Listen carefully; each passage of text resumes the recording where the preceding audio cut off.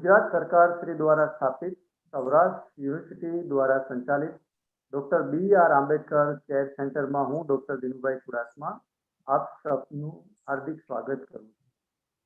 આજે doctor B R. Ambedkar memorial વ્યાખ્યાન શ્રેણીનો 93મો મણકો આપવા માટે આપણા આમંત્રણને માન આપીને આપણી સાથે ઓનલાઈન ઉપસ્થિત થયા છે ડોક્ટર વિશાલભાઈ ભાદાણી.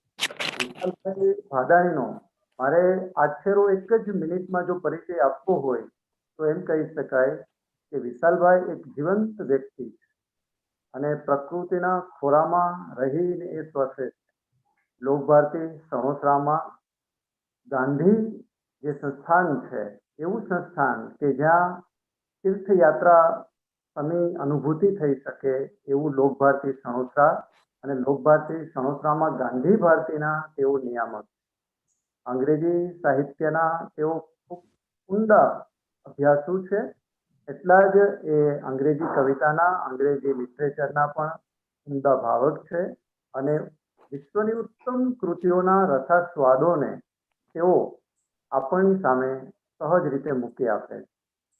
તેઓ એમ કહેવાય કે ડાયનેમિક મલ્ટી સ્પેશિયલ પર્સનાલિટી છે કે ટેકનોલોજીમાં પણ ઊંડાણભર્યું જ્ઞાન ધરાવે છે અને ખાસ કરીને આજના ડિજિટલ માધ્યમોની જે સકારાત્મક બાજુઓ છે, ઊંડા પાસાઓ છે, એમને તેઓ આપણી સામે પેશ કરી આપે છે.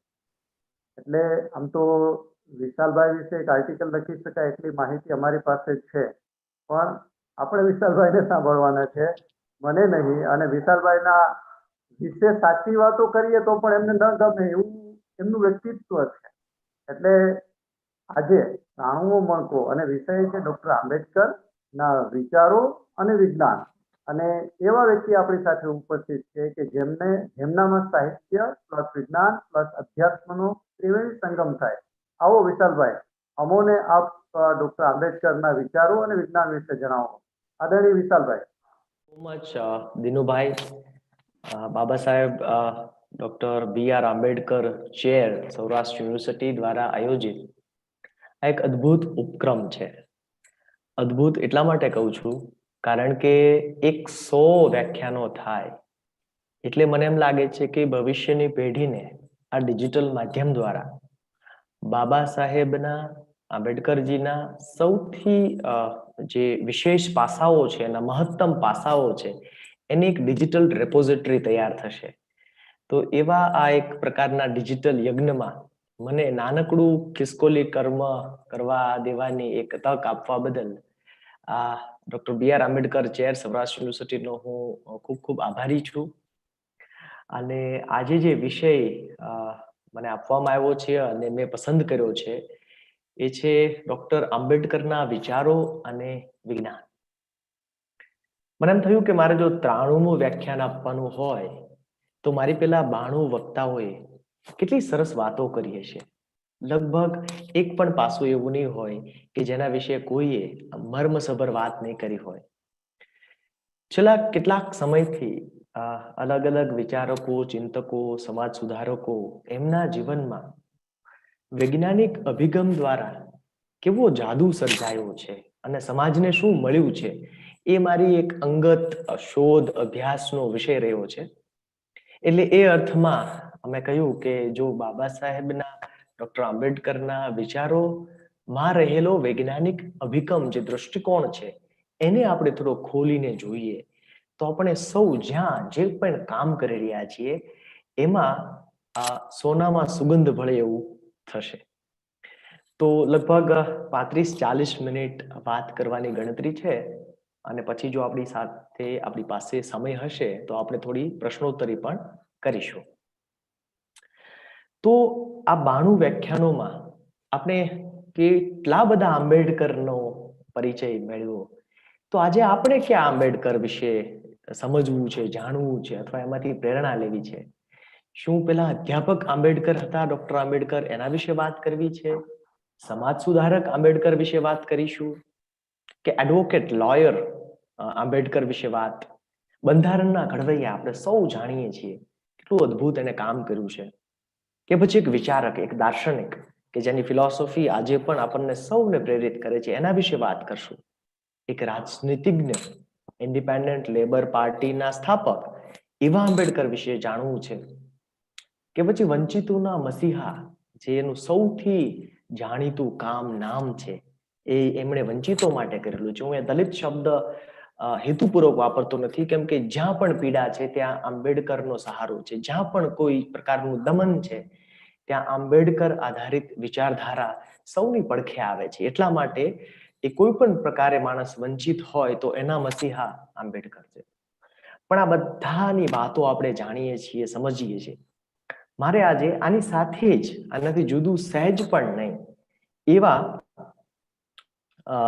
આંબેડકરની વાત કરવી છે. અને એ આંબેડકર એટલે આંબેડકર એક સંશોધક તરીકે, એક એવા આંબેડકર કે જે વૈજ્ઞાનિક વલણ દ્વારા એક બાબતને બરાબર નાણે પરખે, અમલમાં મૂકે અને એની જાહેરાત કરે, લોકોને જોડે અને એમ એ વિચાર વધારે પરિપક્વ થાય.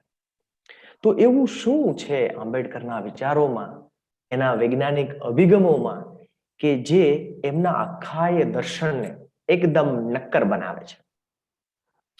તો આપણે શરૂઆત કરીએ એમના એક અવતરણથી. ડોક્ટર આંબેડકર કહે છે કે માણસો છે ને એ નાશવંત છે અને એવું જ વિચારોનું છે.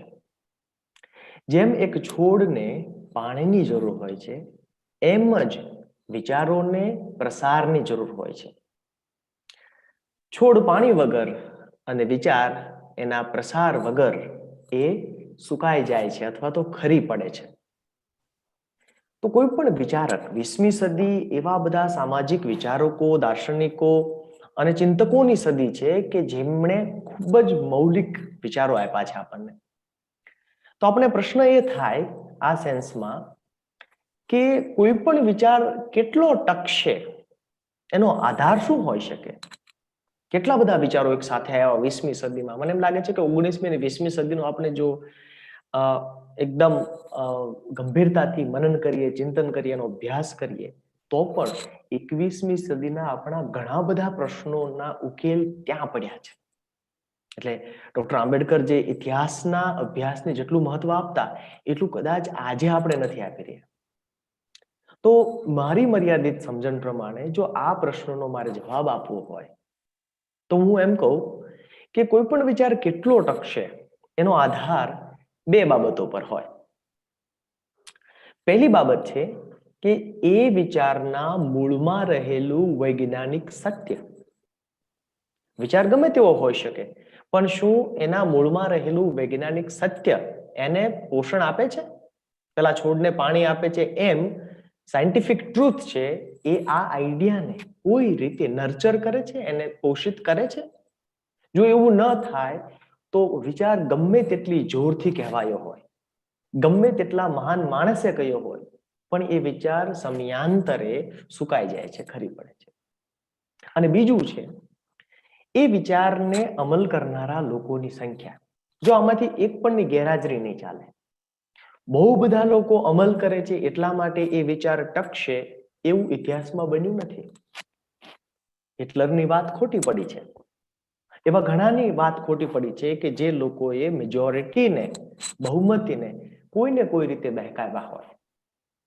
વાત છે વૈજ્ઞાનિક સત્યની. તો આ વૈજ્ઞાનિક અભિગમ એટલે શું? હું સાવ સાદી એકદમ વાત કરું છું કે વિજ્ઞાન શેના ઉપર કામ કરે છે, એના આધારો શું છે? તો કેટલાક વિજ્ઞાનના જે મૂળભૂત સિદ્ધાંતો છે એ આ પ્રમાણે છે. પછી આપણે આગળ જતા આ સિદ્ધાંતોને ડોક્ટર આંબેડકરના વિચારોની સાથે લઈને ચાલશું અને આપણે જોવું છે, આપણે એક તટસ્થ મૂલ્યાંકન કરવું છે કે આંબેડકરના વિચારોની વૈજ્ઞાનિક સાતત્યતા કેટલી. તો પહેલું જે આવે છે એ છે ઓબ્ઝર્વેશન. વિજ્ઞાન અવલોકનથી શરૂઆત થાય છે. આપણે સૌ જાણીએ છીએ કે સફરજન વર્ષોથી પડતા હતા, પણ કોઈક માણસ એનું એવું અવલોકન કરે છે કે એમાંથી એને પૃચ્છા થાય છે, જિજ્ઞાસા થાય છે કે આવું કેમ થાય છે. અહીંથી એક સિસ્ટમેટિક સ્કોલરલી ઇન્વેસ્ટિગેશન શરૂઆત થાય છે. એક એવી પદ્ધતિસરની તપાસની શરૂઆત થાય છે કે જેમાં વ્યક્તિગત આગ્રહો, દુરાગ્રહો, હઠાગ્રહોને કોઈ જ સ્થાન નથી. માત્ર ને માત્ર વસ્તુલક્ષી અભિગમ કહેવાય.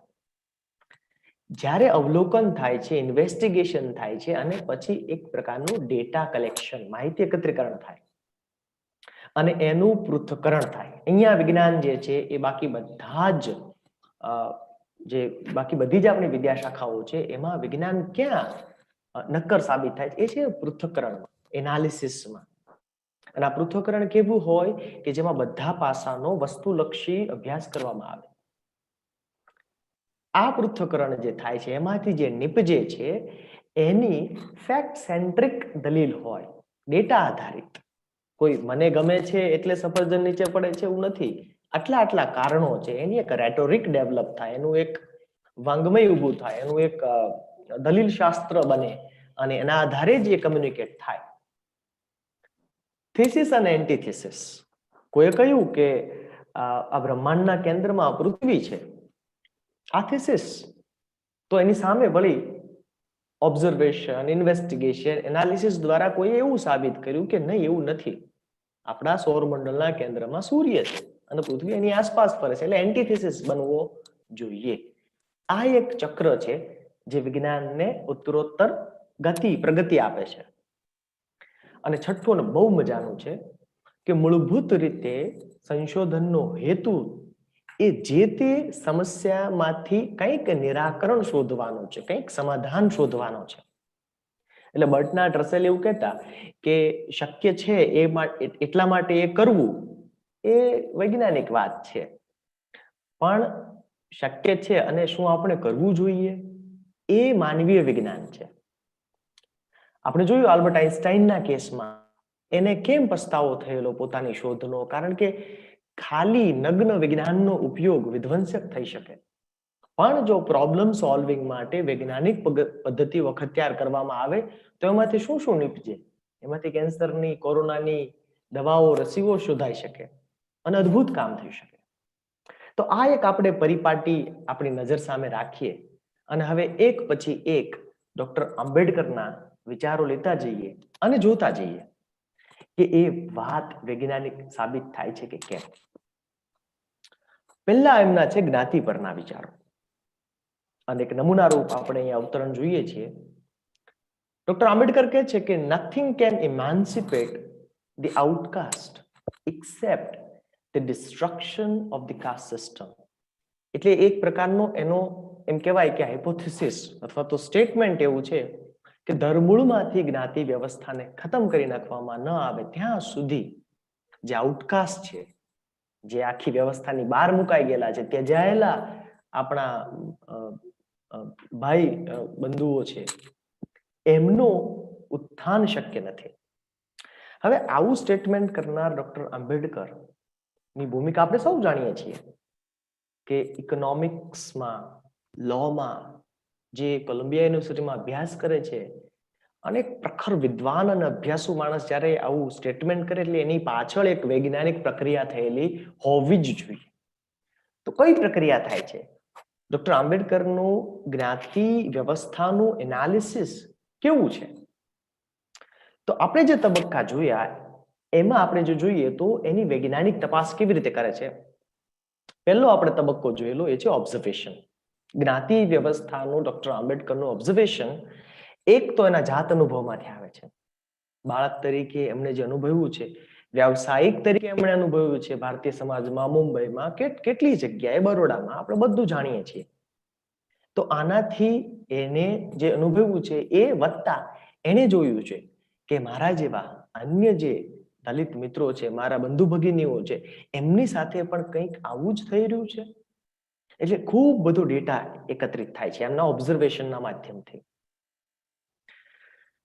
પછી શરૂ થાય છે સ્કોલરલી ઇન્વેસ્ટિગેશન, અને ખૂબ અભ્યાસ કરે છે ઇતિહાસનો.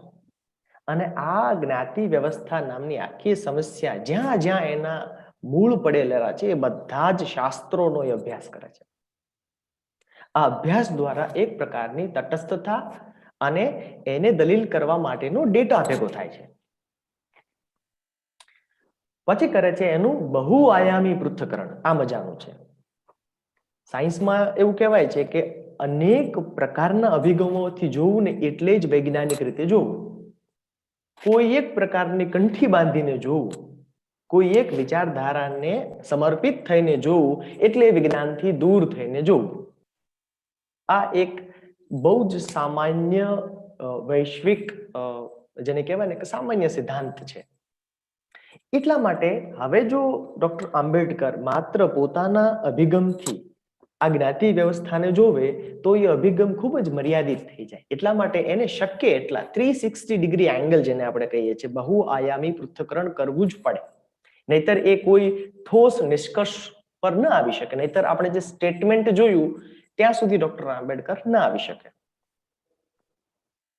Fact centric arguments. આપણે એનાઇલેશન ઓફ કાસ્ટ વાંચીએ, એક પછી એક કેટલી દલીલો મૂકે છે, એના કેટલા આધારો આપે છે, ત્યારે આપણે એમ થાય કે આ વાત એકદમ સજ્જડ એટલા માટે બની છે કે એમાં વૈજ્ઞાનિક ડેટા અને દલીલોનો આધાર છે. આપણે જોઈશું હમણાંમાંથી 2-3 બાબતો આપણે એવી જોઈશું કે કેટલું ઊંડાણપૂર્વક એને જોયું છે, ઝીણવટપૂર્વક જોયું છે. થીસિસ અને એન્ટીથીસિસ પણ આપણે આગળ જોવાના છીએ કે જ્ઞાતિ વ્યવસ્થા વ્યાજબી છે એવો એક થીસિસ, એવી એક ધારણા બાંધવામાં આવે છે અને એની સામે ડોક્ટર આંબેડકર એક એન્ટીથીસિસ મૂકે છે કે આ શા માટે વ્યાજબી વ્યવસ્થા નથી. અને એક સંવાદ આપણા ઇન્ડિયન ઇન્ટેલેક્ચ્યુઅલ ટ્રેડિશનમાં 20મી સદીમાં સરસ થયો. અને ફાઇનલી આખરે આ બધું કરવું છે શા માટે ડોક્ટર આંબેડકર? એમને એટલા માટે કરવું છે કાંઈ એના મનમાં પેલી એક સાવ શેલો કહી શકાય, સાવ નિમ્ન કહી શકાય એવી એમની ભાવના નહોતી કે મારી સાથે અન્યાય થયો છે એટલે. ના, ડોક્ટર આંબેડકર ને આખી સમસ્યામાંથી કંઈક એવું સોલ્યુશન શોધવું છે કે જેનાથી કરોડો લોકોનું ભલું થાય. અને અહીંયા ડોક્ટર આંબેડકર એ માનવીય વૈજ્ઞાનિક બને છે. માત્ર વૈજ્ઞાનિક નહીં, માનવીય વૈજ્ઞાનિક બને છે. આપણે આમાંથી 2-3 પાસાઓ લઈએ. આજે વિજ્ઞાનના મૂળભૂત 6 સિદ્ધાંતો આપણે એ મૂક્યા છે, એમાંથી 2-3 સિદ્ધાંતો લઈએ અને થોડું આપણે ઊંડા ખોદકામ કરીએ. તો પહેલું છે એનાલિસિસ. જ્ઞાતિ વ્યવસ્થાનું ડોક્ટર આંબેડકરનું બહુઆયામી પૃથ્થકરણ કેવું છે, કેટલી વિદ્યાશાખામાં એ પારંગત છે. તમે જોજો, પહેલું છે કે જેની સામે આપણી પાસે કોઈ કાઉન્ટર આર્ગ્યુમેન્ટ ન રહે એવું છે. એ છે કાસ્ટ સિસ્ટમને એ એન્થ્રોપોલોજીકલ સ્ટડી કરે છે. અત્યાર સુધી એટલે ત્યાર સુધી એનાઇલેશન ઓફ કાસ્ટ જ્યારે આવે છે એ પહેલા ઘણા બધા લોકોએ જ્ઞાતિ વ્યવસ્થા બરાબર નથી એના માટેની ઘણી બધી દલીલો કરી છે. પણ ડોક્ટર આંબેડકર એને એ વખતના સૌથી જેને કહેવાય બહુ પોપ્યુલર વિજ્ઞાન હતો એન્થ્રોપોલોજી 1920s 30sમાં, તો નૃવંશશાસ્ત્રી અભિગમ એ પકડે છે. એટલે એમ કહે છે કે જો આપણે એમ કહેતા હોઈએ કે અમુક પ્રકારની જ્ઞાતિઓ છે એ એટલા માટે વ્યાજબી છે કારણ કે એના બાયોલોજીકલ ફીચર્સ એવા હોય છે, એમના લોહીમાં એવા ગુણો હોય છે, તો એમ કે છે એવું છે નહીં. અને એવું છે એટલા માટે નહીં કારણ કે આટલા સ્ટડી થયા છે, આટલા અભ્યાસ થયા છે, સંશોધન થયા છે. એટલે શુદ્ધ જાતિની જે ધારણા છે, ઓકે, અને એ આખા ભારતનો ડેટા આપે છે. એમાં બ્રાહ્મણ, ક્ષત્રિય, વૈશ્ય, શૂદ્ર અને સ્પેસિફિક કમ્યુનિટી, સ્પેસિફિક જાતિઓના ઉદાહરણ સાથે આપે છે. અને એના માટે પાછો બાયોલોજીનો અને ઇથનોલોજીનો સહારો લે છે. જો એવા બધા શાસ્ત્રો એ સમય દરમિયાન ઉભરી રહ્યા હતા કે જેનો કાર્યક્ષમ ઉપયોગ ડોક્ટર આંબેડકરે આખી વાતને તાર્કિક રીતે મૂકવામાં કર્યો છે. હિન્દુ સમાજની સંકલ્પના, એમાં વળી ડોક્ટર આંબેડકર લિંગ્વિસ્ટિક એનાલિસિસ કરે છે કે ભાઈ હિન્દુ સમાજની જે આખી કલ્પના છે એ તો બહુ જ અર્વાચીન છે, ઇતિહાસમાં છે જ નહીં. અને તો ત્યાં સુધી કહે છે કે હિન્દુ સમાજ જે શબ્દ જે છે એ તો મુઘલ પીરિયડના આગમન પછી કોઈન થયેલો છે. મૂળભૂત રીતે તમે ઇતિહાસ તપાસો તો હિન્દુ કોન્શિયસનેસ જે છે એ તો દેખાતી જ નથી. જો એટલે આ પૃથ્થકરણ છે, આ એનું બહુઆયામી પૃથ્થકરણ છે, એક પછી એક ડિસિપ્લિન મૂકતા જાય છે. એટલે કોઈ પણ માણસ જ્યારે એ વાંચતા હોય એને એમ થાય કે ના આપણે આ ડિસિપ્લિનના માધ્યમથી ડોક્ટર આંબેડકરને જરા આપણે ટાઈટ કોર્નરમાં લેવાનો પ્રયત્ન કરીએ એ પહેલા જ એ આ વાત મૂકી દે છે. ચોથી ડિસિપ્લિન ઇકોનોમિક્સ, અર્થશાસ્ત્ર, કોઈ એવી દલીલ મૂકી કે આ તો આ જે વર્ણ વ્યવસ્થા છે એ તો સરસ મજાનું આર્થિક મોડલ છે ને દુનિયામાં બધે જ કોઈને કોઈ પ્રકારની વ્યવસ્થાઓ છે જે એ દેશની એ સમાજની આર્થિક જે વ્યવસ્થા છે એને બરકરાર રાખવા માટે બરાબર છે. અને એમ ભારતમાં પણ આ છે. તો એમાં વળી હવે પોતે તો કોલંબિયા યુનિવર્સિટીમાં ઇકોનોમિક્સ ભણેલા છે, મૂળભૂત રીતે અર્થશાસ્ત્રી છે, અને એને કોઈ અર્થશાસ્ત્ર સમજાવવાની કોશિશ કરે તો એ તો બરાબર નથી. એટલે એ સાબિત કરે છે કે જ્ઞાતિ વ્યવસ્થા અર્થશાસ્ત્રની દ્રષ્ટિએ નુકસાનકારક છે. કેમ કે સરવાળે તો એવું થવું જોઈતું હતું કે એવી એક સક્ષમ જાતિ ઊભી થાય કે જેનું અર્થશાસ્ત્રમાં પ્રદાન બહુ મોટું હોય, પણ એવું તો થયું નથી. ક્યાં ઇતિહાસમાં એવું દેખાતું નથી આપણને. તો અર્થશાસ્ત્રની દ્રષ્ટિએ પણ એ વાત વ્યાજબી લાગતી નથી. વળી આગળ જતા એ સોશિયોલોજી શું કહે છે આ બાબતે, તો કમ્પેરેટિવ સોશિયોલોજી આપે છે આપણને કે આપણા જે અબોરિજિનલ બંધુ ભગિનીઓ છે, આપણા જે ટ્રાઇબલ છે ભાઈઓ બહેનો, તો શું હિન્દુ સમાજ એને પોતાનામાં ભેળવી શકે? જે રીતે ખ્રિસ્તી મિશનરીઝ કામ કરતી હતી, ડોક્ટર આંબેડકર કહે છે કે એવું નહીં કરે. એટલા માટે કેમ કે જો એવું કરે તો એ લોકો આપણી જેવા સમાન છે એ વિચાર સ્વીકાર કરવો પડે. એટલા માટે જ એ કામ ક્રિશ્ચિયન મિશનરીઝ કરે છે, એમાં કોઈને વાંધો નથી. કેટલી બધી વિદ્યાશાખાઓમાંથી પસાર થઈ અને આવું સિસ્ટમેટિક એનાલિસિસ આપે છે. આગળ જોઈએ આપણે થીસિસ અને એન્ટીથીસિસ. મેં કહ્યું એમ એનહાઇલેશન ઓફ કાસ્ટ ના 2-3 એડિશન્સમાં આપણે સૌ જાણીએ છીએ કે ગાંધીજીએ એને ક્રિટિક કરતો, એની સમીક્ષા કરતો એક લેખ હરિજનમાં લખ્યો. અને એમાં ગાંધીજી થીસિસ આપે છે કે જ્ઞાતિ વ્યવસ્થા એ શ્રમનું વિભાજન કરવાની વ્યવસ્થા છે. એટલે વિન્ડિકેશન ઓફ કાસ્ટ એવું ટાઇટલ છે એનું. એનું એન્ટીથીસિસ ડોક્ટર આંબેડકર એમ કહે છે કે જ્ઞાતિ વ્યવસ્થા એ શ્રમનું નહીં પણ શ્રમિકોનું વિભાજન કરવાની વ્યવસ્થા છે. આ ડાયલોગ પણ એમને આ બુકમાં સરસ આપ્યો છે અને એક બહુ મજા પડે કે એ સદીના બે વિચારકો કોઈ એક મુદ્દા ઉપર બંનેનો હેતુ, બંનેનું જે સાધ્ય છે એ સેમ છે, પણ સાધનોમાં કેવી રીતે પરિવર્તન આવ્યું છે બંનેમાં. તો આ એક સાયન્ટિફિક અપ્રોચથી આંબેડકર આખું પોતાનું ક્રિટિક જેને કહેવાય, સમીક્ષા કહેવાય, એ રજૂ કરે છે.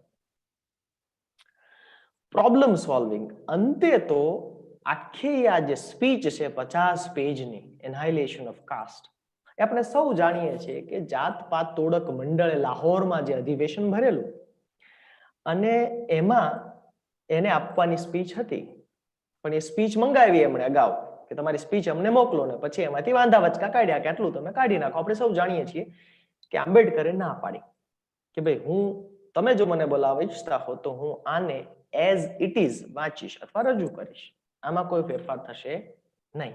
અને અધિવેશન બંધ રહ્યું. પછી એ સ્પીચ છપાઈ, પણ એમાં જે કારણ છે બહુ મજાનું છે. જો કેટલો એનો હેતુ કેટલો સ્પષ્ટ છે કે આ બધું એક્સરસાઇઝ મેં કરી છે, આ બધી જે મહેનત કરી છે એમાં હું સાચો છું ને તમે ખોટા છો ને એવું કોઈ મુદ્દો જ નથી. કેમ કે જાતપાત તોડક મંડળ પોતે પણ એ જ્ઞાતિ વ્યવસ્થાની અમુક રીતે વિરોધમાં કે તૂટી જાય એ પક્ષમાં જ કામ કરી રહ્યું છે. પણ પહેલી વખત એમને પણ અહેસાસ થયો કે આપણા કામમાં ક્યાં ત્રુટી છે. હવે જોજો, હું અવતરણ વાંચું છું.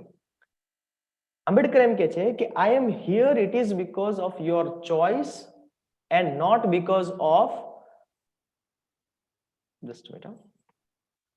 My wish. મારી ઈચ્છાને લીધે થઈને હું નથી, તમારી પસંદગી લીધે થઈને હું આવ્યો છું. પછી શું કે છે, yours is a cause of social reform. અને તમારી ઈચ્છા એટલા માટે છે કારણ કે તમે એક સામાજિક સુધારણા માટે કામ કરી રહ્યા છો, તમારો એક સારો ઉદ્દેશ્ય છે.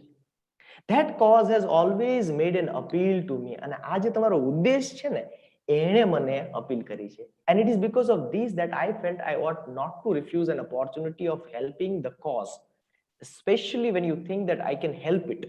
અને આ સેન્સમાં પહેલા ઘણી કડમથલ ચાલેલી, પહેલા એમ થયેલું કે ભાઈ નથી જવું ત્યાં, પણ કારણ કે હેતુ શુદ્ધ છે એટલા માટે જો મારાથી થઈ શકતું હોય તો મારે જવું જોઈએ. અને હવે સાંભળો, whether what I'm going to say today will help you in any way to solve the problem. જો એક્ઝેક્ટ શબ્દ વાપરે છે, આખરે તો આપણે બધા મથીએ છીએ આના માટે જ. To solve the problem you are grappling with is for you to judge. તમે નક્કી કરજો. અને છેલ્લું વાક્ય, all I hope to do is to place before you my views on the problem. Okay, આ જે આખી સમસ્યા ઊભી થઈ છે એના મારા વિચારો શું છે મારે તમારી સમક્ષ રજૂ કરવા છે. That's what I want. Okay, એટલે એનો હેતુ જે છે, આંબેડકર એક સંકુલ જ્ઞાતિવાદી વ્યવસ્થા જે છે એને તોડીને શું કરવા માંગતા હતા. આપણે છેલ્લે જોઈશું કે એ કેટલા લેયરને અતિક્રમે છે અને એક એક મહામાનવ તરીકે આપણી સામે આવે છે. એટલા માટે 20મી સદીનો ઇતિહાસ, 20મી સદીનું સામાજિક પરિવર્તન આખી દુનિયાનું, હું કહું છું, માત્ર ભારતનું નહીં, આખી દુનિયાનું સમજવું હોય તો કોઈએ પણ આંબેડકરને વાંચવા જ પડે. એના વગર એ 100% અધૂરું જ રહે. કારણ કે એક એવો પર્સપેક્ટિવ છે જે ગાંધીનો એક બહુ મોટું વ્યક્તિત્વ છે, એનામાં ક્યાંક એ આમ કહેવાય ને કે આમ દબાઈ જાય છે, પણ તો પણ કારણ કે વાત વૈજ્ઞાનિક છે એટલે એનો વિકલ્પ નથી. કે છે ને, અન્યનો વિકલ્પ છે, સત્યનો વિકલ્પ નથી. તો આંબેડકરના સત્યનો પણ વિકલ્પ નથી, કારણ કે એ વૈજ્ઞાનિક આધારો પર એ ઉભેલું સત્ય છે. બીજું જોઈએ આપણે કે સામાજિક પરિવર્તન વિશેના ડોક્ટર આંબેડકરના શું વિચારો છે. એક સરસ વાત કરે છે અને આ જો એનાલિસિસ પણ સમજવા જેવું છે. એ કહે છે કે ભૂતકાળમાં સંતો દ્વારા સામાજિક અને ધાર્મિક સુધારણા દ્વારા રાજકીય સુધારણા કરવામાં આવી. જો આમાં ક્રમ બહુ મહત્વનો છે. સૌ પ્રથમ સામાજિક સુધારણા, ધાર્મિક સુધારણા થાય અને પછી રાજકીય સુધારણા થાય. પણ કહે છે કે ક્યાં ભૂલ થઈ આપણી? જો એનું એનાલિસિસ છે 1 સદીનું. પણ અંગ્રેજો સામેની લડાઈમાં આપણે રાજકીય સ્વતંત્રતાને અગ્રિમતા આપી, એટલે સમાજ સુધારણાની કાયમી અવગણના થઈ. ઓકે, કન્સિસ્ટન્ટલી, કન્ટિન્યુઅસલી આપણે એને ઇગ્નોર કરી. એટલે બહુ મોટા વર્ગને એમ થયું કે દેશ આઝાદ થઈ જશે ને પછી તો રામરાજ્ય આવી જશે. રામરાજ્ય આવ્યું જ નહીં. એટલે ક્યાંક ને ક્યાંક એના સંકેતો આપણે આ જે ક્રમિક ગોઠવણી છે એમાં આપણને મળે છે કે જો આપણે સામાજિક અને ધાર્મિક સુધારણાને આખી રાજકીય સ્વતંત્રતામાં પહેલા ક્રમે મૂકી હોત તો ક્યાંક ને ક્યાંક આપણને આજે જુદું ચિત્ર મળ્યું હોત. અને હવે જોજો આનું પરિણામ શું આવ્યું. આનું પરિણામ એ આવ્યું કે આપણે સામાજિક લોકશાહીના ભોગે રાજકીય લોકશાહી પસંદ કરી છે. અને આ વાત ડોક્ટર આંબેડકર જસ્ટિસ રાનડે વિશે વાત કરતા બહુ સરસ કહે છે.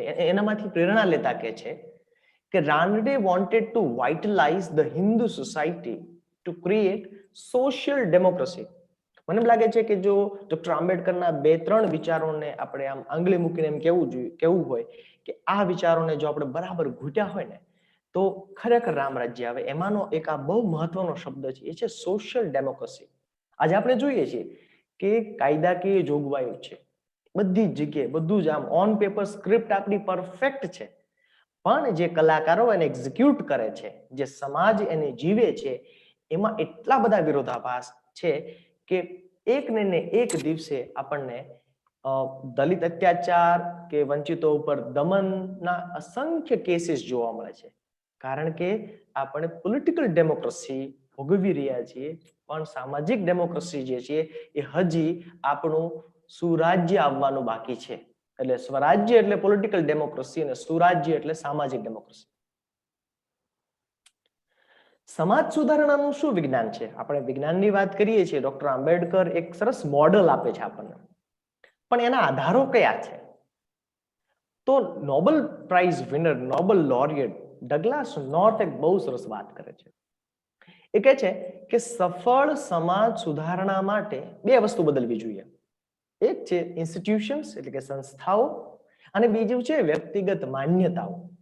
આ બંને બદલાય એ જરૂરી છે. આમાંથી માત્ર સંસ્થાઓ આપણે સ્થાપી દઈએ, એના માટેના બંધારણો બનાવી દઈએ અને માની લઈએ કે હવે બધું બરાબર છે, તો એ વાત વૈજ્ઞાનિક નથી અને આપણે અનુભવી રહ્યા છીએ. તમારો ને મારો સામાજિક જીવનનો અનુભવ તો એમ જ કહે છે કે આટલા વર્ષોમાં બહુ ફેર પડ્યો નથી ફેર પડ્યો. કારણ કે ક્યાંક ને ક્યાંક આ સમીકરણ આપણે સમજવામાં થાપ ખાઈ ગયા છીએ. હવે જોજો, આ સમીકરણ મનમાં રાખો કે સામાજિક સુધારણા માટે સંસ્થાઓ અને માન્યતા બંને બદલવી જોઈએ. ડોક્ટર આંબેડકર બદલવા માટેનું એક સરસ વ્યાકરણ આપે છે.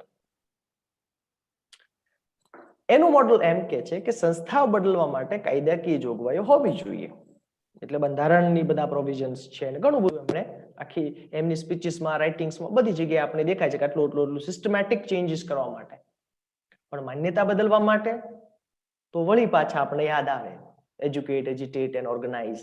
શિક્ષણ અને સંશોધન.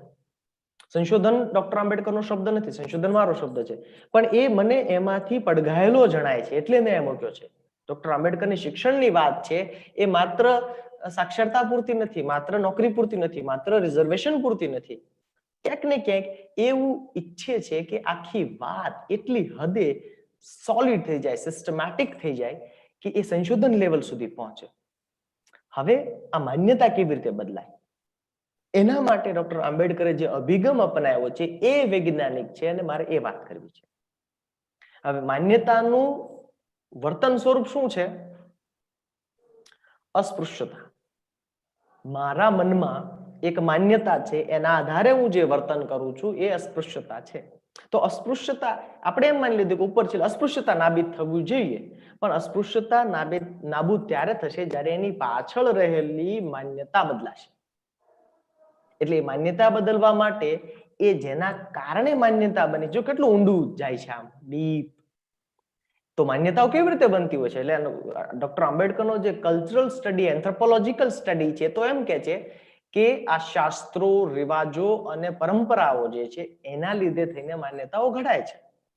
તો આ શાસ્ત્રો, માન્યતાઓ અને પરંપરાઓથી જે માન્યતાઓ ઘડાય છે એ વૈજ્ઞાનિક છે, એ સાચી છે, એને સત્યની એરણ પર ચડાવેલી છે? એ પ્રશ્ન પૂછે છે, જે એક સાયન્ટિફિક અપ્રોચમાં એક વૈજ્ઞાનિક પૂછે એવા, એટલે એને બંને સામસામે મૂક્યું છે.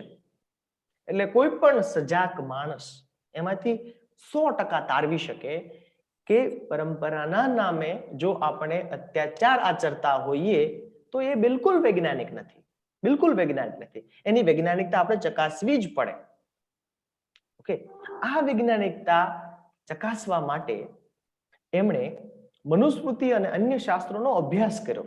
જો ઘણી વખત આપણે આ ચૂકી જતા હોઈએ છીએ, આપણે જેનો વિરોધ કરવો છે એનું બરાબર આપણે નક્ષિક માહિતી, જ્ઞાન અને ડહાપણ ત્રણેય સ્તરનો આપણે ખ્યાલ હોવો જોઈએ. એના પાછળ રહેલી શક્ય એટલી વિચારધારાઓ, જેટલો એનો અભ્યાસ, આપણું હોમવર્ક જેટલું સારું, એટલો આપણે એનો વૈજ્ઞાનિક દ્રષ્ટિએ વિરોધ કરી શકીએ.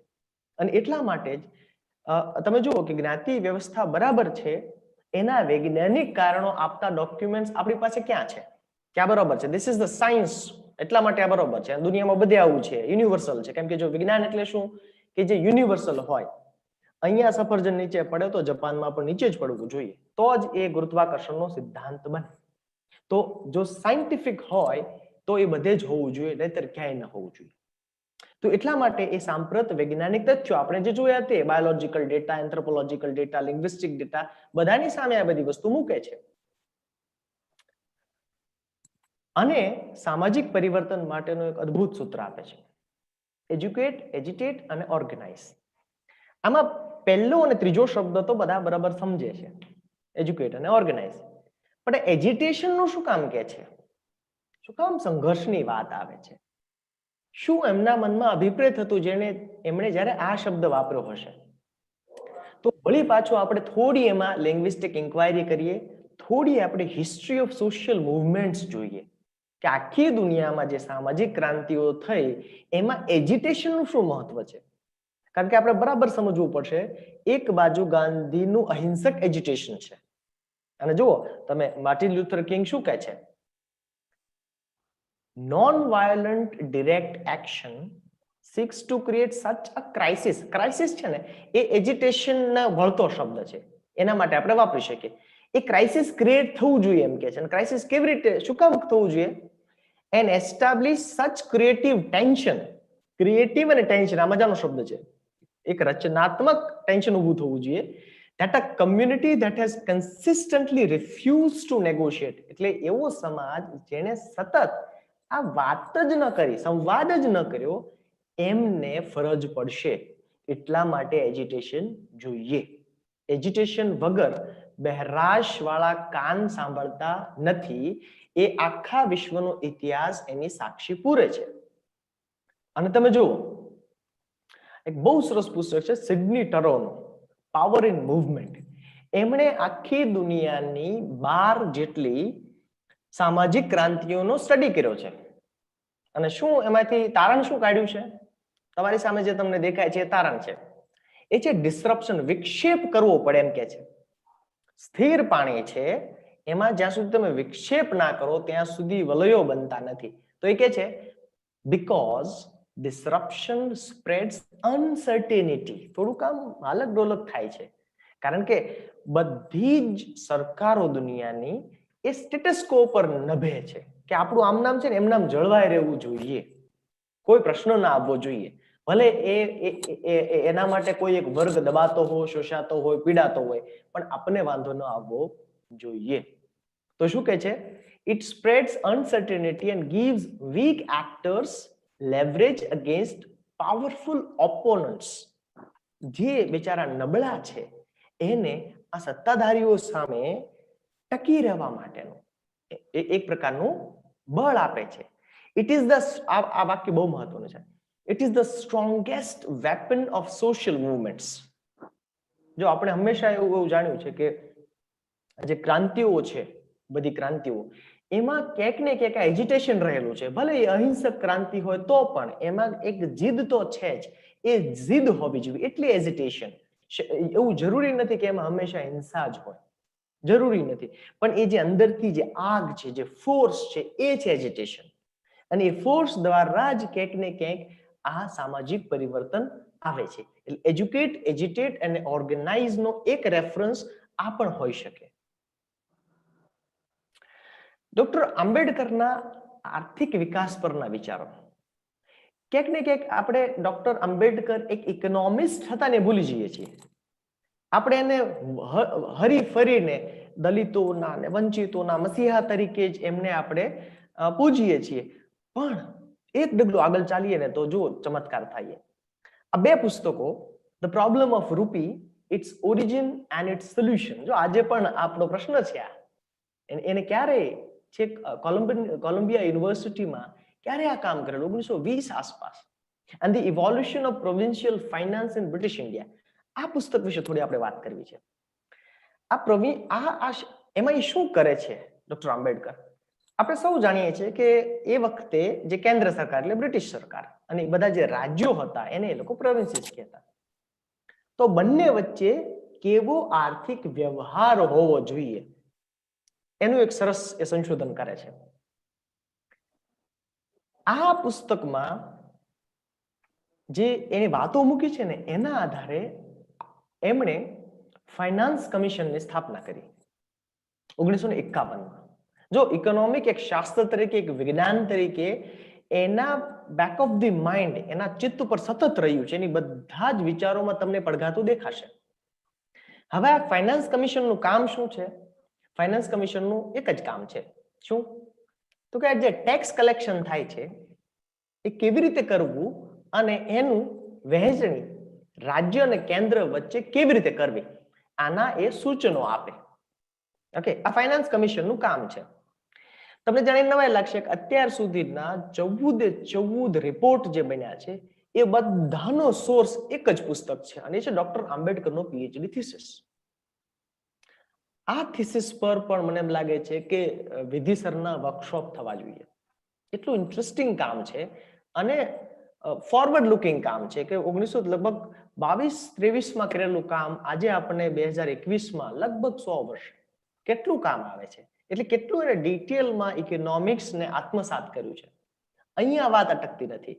આ વાતનો એક બીજો પહેલું છે. એ બીજો પહેલું શું છે? આરબીઆઈની સ્થાપના બહુ ઓછા લોકો જાણે છે. આ રિઝર્વ બેંક ઓફ ઇન્ડિયાની સ્થાપનામાં ડોક્ટર આંબેડકરનો એક રોલ છે કે એની ભૂમિકા છે. એમણે સ્થાપી નથી. પણ 1926માં હિલ્ટન કમિશન આવે છે, સેન્ટ્રલ બેંક ઓફ ઇન્ડિયાની સ્થાપના, એટલે જેને આપણે આરબીઆઈ કહીએ છીએ પણ જેનું ટેકનિકલ નામ છે સેન્ટ્રલ બેંક ઓફ ઇન્ડિયા ઇકોનોમિક્સની ભાષામાં.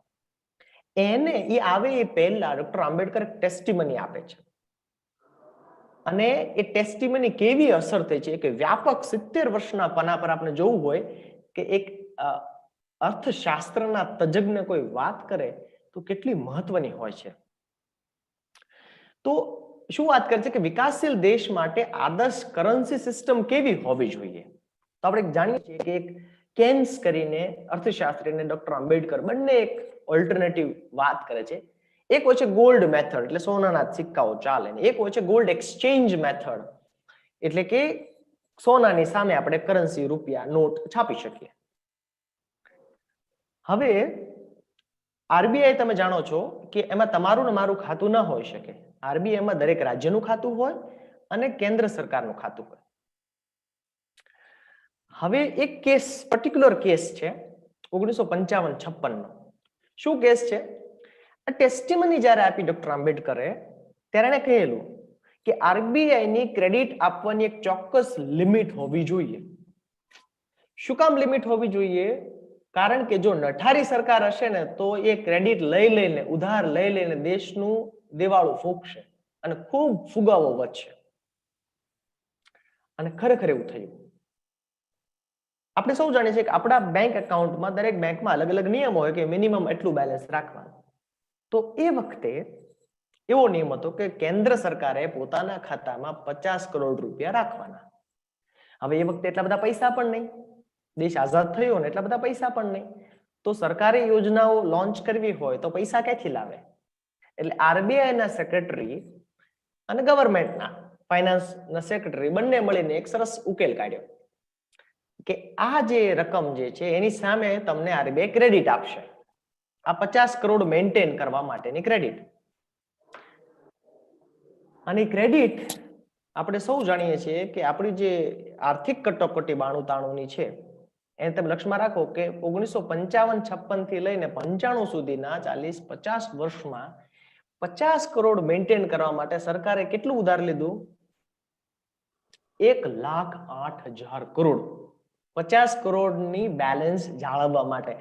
આ એક વાત હતી જે ટેસ્ટિમનીમાં આંબેડકરે કરેલી કે જો સરકાર બરાબર નહીં હોય ને તો દેશ ફુગાવામાં જતો રહેશે. આવી વાત ડોક્ટર આંબેડકર જ કરી શકે, કારણ કે એક અર્થશાસ્ત્રી હતા અને એ એનું વિજ્ઞાન જાણતા હતા કે આની લાંબા ગાળે અસર શું થઈ શકે. અત્યારે આપણે સ્કિલ ડેવલપમેન્ટની વાત કરીએ છીએ. પબ્લિક સેક્ટરમાં પહેલી વખત સ્કિલ ડેવલપમેન્ટનો વિચાર કરનાર લેબર મિનિસ્ટર તરીકે ડોક્ટર આંબેડકર. પ્રાઇવેટ સેક્ટરમાં હજી તો આપને આઘાત લાગે એવી વાત છે. પ્રાઇવેટ સેક્ટરમાં સ્કિલ ડેવલપમેન્ટની પહેલી વખત વાત કરે છે Rabindranath Tagore. Employment exchange, price stability over exchange stability, public hygiene. જો પબ્લિક હાઇજીન અને અર્થશાસ્ત્ર ક્યાં જોડાય છે? આ બધા વિચારો આપણને ડોક્ટર આંબેડકર આપીને ગયા છે વિસ્તારથી, યોજનાઓના માધ્યમથી. કારણ કે જો એક ઇકોનોમિસ્ટ લેબર મિનિસ્ટર બને છે, ઓકે, મેમ્બર એ સમયમાં વડવપર હતો ત્યારે બને છે, તો શું શું કરી શકે, એનું વિઝન કેવું હતું? ઇન્ડિપેન્ડન્ટ લેબર પાર્ટીની સ્થાપના કરે છે. આપણે વાત કરીએ કે ડોક્ટર આંબેડકર ક્યાં અતિક્રમે છે. એ સમય લેબર પાર્ટી તો હતી જ, પણ ઇન્ડિપેન્ડન્ટ લેબર પાર્ટીની સ્થાપના પાછળનો એક બહુ જ મજાનો હેતુ હતો. અને હેતુ આ હતો કે અન્ય મજૂર સંઘો જે હતા એ મજૂરોના આર્થિક હકો માટે લડતા, જ્યારે આંબેડકર દ્વારા સ્થાપિત ઇન્ડિપેન્ડન્ટ લેબર પાર્ટી મજૂરોના માનવીય અધિકારો માટે લડતી. જુઓ, એક હોય છે આર્થિક લડત અને એક હોય છે માનવીય લડત. અને એ અર્થમાં મારી મર્યાદિત સમજણ પ્રમાણે ડોક્ટર આંબેડકર અર્થશાસ્ત્રના માનવીયકરણના હિમાયતી હતા. કે આખરે તો જો એને કોણ એન્ડોર્સ કરે છે? ઓકે, રોબેલ ફોગલ કરીને નોબેલ લોરિએટ એમ કે છે morality is higher than economics. આપણી જે નૈતિકતા છે આપણા અર્થકારણથી ઉપર છે, ને એટલા માટે જો માનવીય અધિકારોનું હનન થતું હોય તો એવું કોઈ અર્થતંત્ર જોતું નથી. એટલા માટે ઇન્ડિપેન્ડન્ટ લેબર પાર્ટી સ્થપાય છે. કેટલો વૈજ્ઞાનિક અભિગમ! બધા જ એ જ્ઞાતિ વ્યવસ્થાનું પૃથ્થકરણ હોય, દેશની આર્થિક નીતિ હોય, આરબીઆઈની સ્થાપનાની વાત હોય, બધામાં તમે જો લેબર મિનિસ્ટર તરીકે પીડબ્લ્યુડી ડિપાર્ટમેન્ટ એમના અંડરમાં આવે. દામોદર ડેમ બનાવવાનો હોય તો ડોક્ટર આંબેડકર એમ કે દુનિયાનો બેસ્ટ એન્જિનિયર જોઈએ. ટેનેસી વેલી જેણે બનાવી એ જ એન્જિનિયર સેમ દામોદર ડેમ બનાવવા આવે. ઓકે, કોઈ વિકલ્પ નહીં. જો સાયન્ટિફિક ટ્રુથનો વિકલ્પ હોતો જ નથી. આપણે આજે વાત કરીએ છીએ કે જો દેશમાં એગ્રીકલ્ચર જો પ્રાઇમ ઇન્ડસ્ટ્રી હોય, જો ભારત કૃષિ પ્રધાન દેશ હોય, તો નદીઓને પરસ્પર જોડવાની જે યોજના જે છે એ ખરેખર કારગર નીવડે, આપણે ખૂબ મદદ કરી શકે. એની વાત ત્યારે ચેક કરેલી અને જેના આધારે ખૂબ બધા હિંસાઓ થઈ, લિંગ્વિસ્ટિક સ્ટેટ્સ, લિંગ્વિસ્ટિક રાયટ્સ જેને કહે છે. સરકારે શું કીધું? એક ભાષા એક રાજ્ય. ડોક્ટર આંબેડકર શું કહે છે? નહીં, આમાં તકલીફ થશે. જો એક તજજ્ઞ કેવો હોય, પોલિટિકલ તજજ્ઞ કેવા હોય, જેને બરાબર જીઓગ્રાફીની ખબર હોય, જેને લિંગ્વિસ્ટિક્સની ખબર હોય, અને એ બંનેથી ભવિષ્ય કેવું થઈ શકે એની ખબર હોય. એ કહે છે એક ભાષા એક રાજ્ય નહીં, પણ એક રાજ્ય એક ભાષા એમ કરો.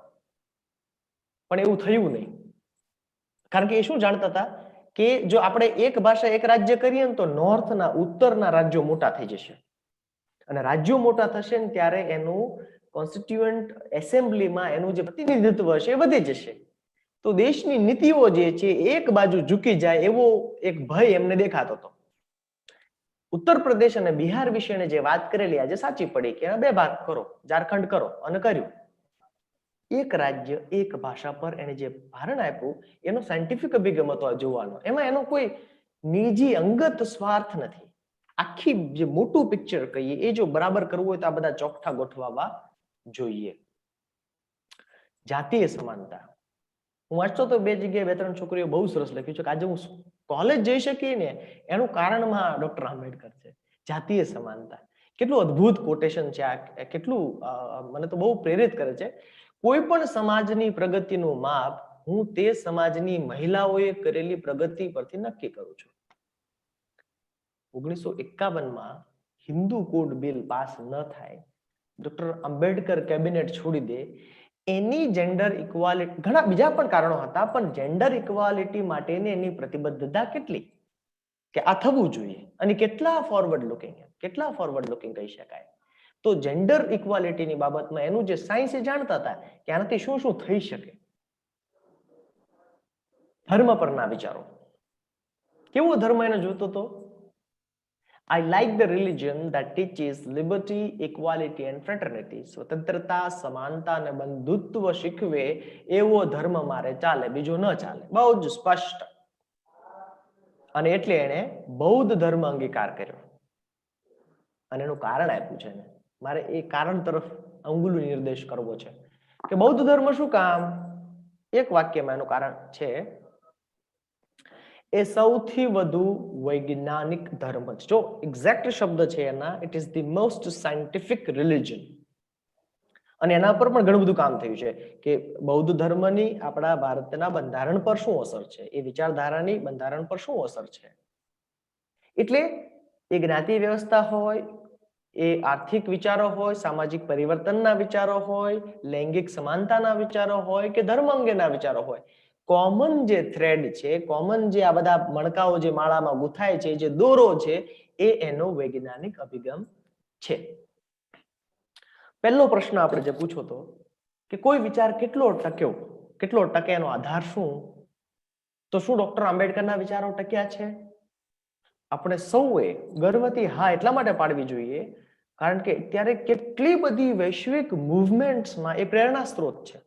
યુનિવર્સિટી ઓફ કોલંબિયામાં 2017માં સેમિનાર થાય છે જેનું નામ જ છે ગ્લોબલ આંબેડકર. આંબેડકર માત્ર ભારતના નથી, જેમ ગાંધી માત્ર ભારતના નથી, એમ આંબેડકર પણ માત્ર ભારતના નથી.